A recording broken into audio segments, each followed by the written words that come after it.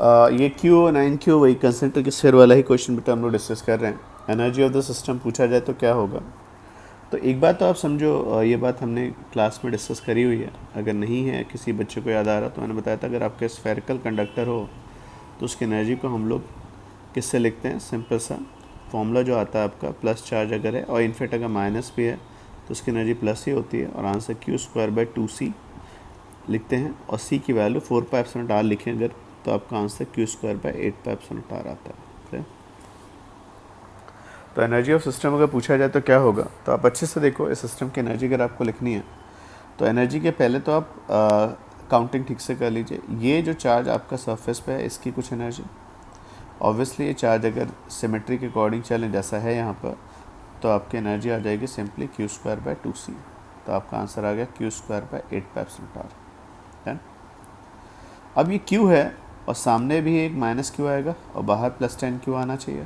तो ये जो अंदर -Q है ये भी तो एक स्फीयर हुआ ना, ये एक चार्ज स्फीयर अंदर वाले सरफेस पे आया, तो उसकी एनर्जी कितनी हो जाएगी, सिमिलरली Q²/2C। 2C में इस बार C जो होगा 4πε इंटू 2R आ जाएगा, तो आपकी रेडियस यहाँ पे R थी, यहाँ 2R हो गई। तो ये Q और -Q की एनर्जी आ गई, इनकी सेल्फ एनर्जी। 9Q की एनर्जी लिखोगे तो कितनी हो जाएगी बच्चे, बाहर चार्ज कितना आएगा 10Q, तो 100Q²/8πε2R।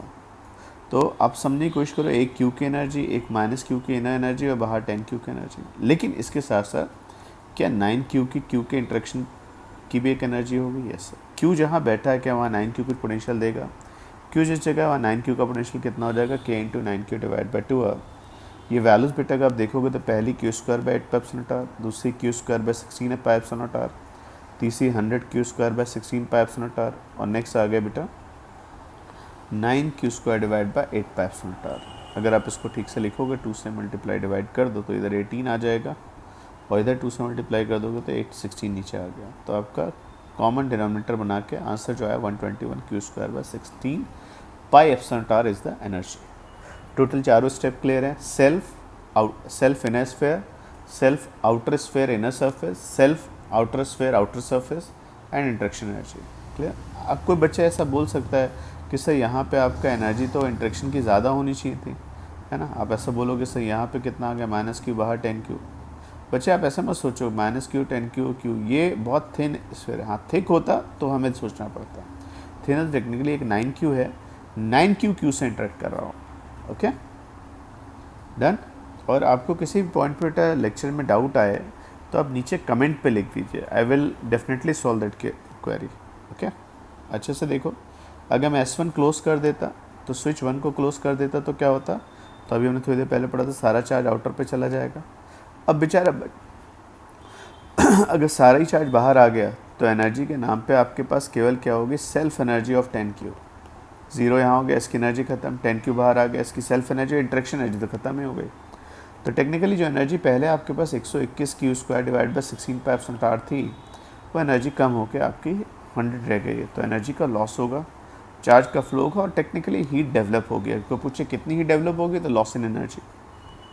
अगला डिस्कशन आया बच्चे कि अगर मैं क्या करूँ, स्विच S2 को क्लोज कर दो, एनर्जी पूछूँ। तो स्विच S2 को क्लोज करने के बाद हमने चार्ज डिस्ट्रीब्यूशन पढ़ा था। बाहर वाली सरफेस पे टोटल चार्ज कितना था आपका, 9Q था। अंदर वाले पे -Q पहले होता था, Q होता था, पर आपने जब स्फीयर्स को अर्थ से कनेक्ट कर दिया था तो अंदर -9Q/2, सामने +9Q/2 और 9Q/2। तो टोटल एनर्जी बेटा कितनी होंगी बोलो, इनर स्फीयर की एनर्जी, आउटर स्फीयर की इनर सरफेस की एनर्जी, आउटर स्फीयर की एक्सटर्नल की एनर्जी और इंट्रैक्शन एनर्जी। ठीक, तो आपकी पहली एनर्जी बेटा मैंने क्या किया, 9Q/2 थोड़ा सा कॉम्प्लिकेटेड टफ था, मतलब टर्म था, तो मैंने उसको x = 9Q/2 लिख दिया। तो अंदर वाली की एनर्जी x²/8πε, आउटर के इनर की एनर्जी x²/16πε, आउटर की एनर्जी, तो x बाई चांस सारे सेम है। और अगर कोई पूछे इंट्रैक्शन एनर्जी, तो ये दोनों चार्ज मिलकर 9Q हो जाएंगे, जो कि किससे इंटरेक्ट करेंगे आपके -9Q/2 से। तो आपका एनर्जी को पूछे तो कितनी हो जाएगी सर, यहाँ पर सर एनर्जी का डिस्कशन आ जाएगा K × 9Q / 2R × X, है ना। तो यहाँ पे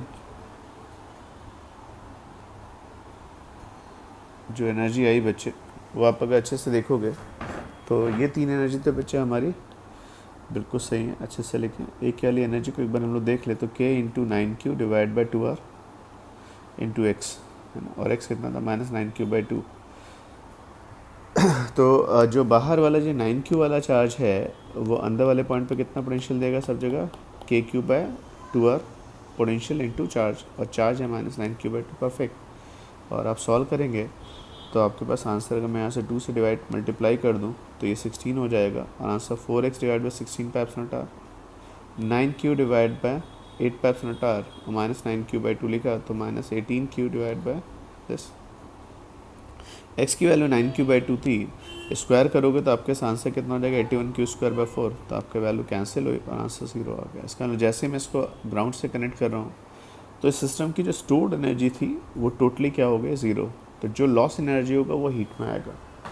तो ये लेक्चर में बच्चे में क्वेश्चन क्लास में कराना चाह रहा था, पर पता नहीं बार बार कभी जूम में प्रॉब्लम आ रही है, कभी किस में। मैंने आपको पूरा एक क्वेश्चन, ये बड़ा क्वेश्चन था जिसमें सारे पॉइंट डिस्कस हो गए, पोटेंशियल का डिस्कशन, चार्ज का डिस्कशन, स्विचेस कनेक्ट करने पे क्या होता है। अब आप वो कंसेंट्रिक स्फीयर 3 बना दें, 4 बना दें, है ना, चार्जेस पूछें, आपको उसमें घबराने की ज़रूरत नहीं है, आप इजीली सॉल्व कर सकते हो अगर आपने ये सारे डिस्कशन ठीक से एक बार पढ़ें। तो पोटेंशियल दो अगर स्फीयर हैं कंसेंट्रिक तो potential difference independent of charge on outer sphere होता है, ये बात याद रखिए अच्छे से। पोटेंशियल डिफरेंस डायरेक्टली डिपेंड करता है चार्ज ऑन इनर स्फीयर पे, है ना, जितना चार्ज ऑन इनर स्फीयर बढ़ता जाएगा उतना पोटेंशियल डिफरेंस बढ़ेगा। अगर आप दोनों कनेक्ट कर देंगे तो पोटेंशियल डिफरेंस 0 हो जाएगा, तो अंदर चार्ज नहीं होना चाहिए। और एनर्जी का डिस्कशन क्लियर है, सेल्फ जितने भी सेल्फ आ रहे हैं, और फिर इंटरेक्शन एनर्जी आप Q/V से लिख सकते हैं। दो चार्जेस की इंटरेक्शन एनर्जी सिंपली एक चार्ज Q और उसको दूसरा जो पोटेंशियल दे रहा है V लिखा, Q/V इंटरेक्शन एनर्जी होती है। डन।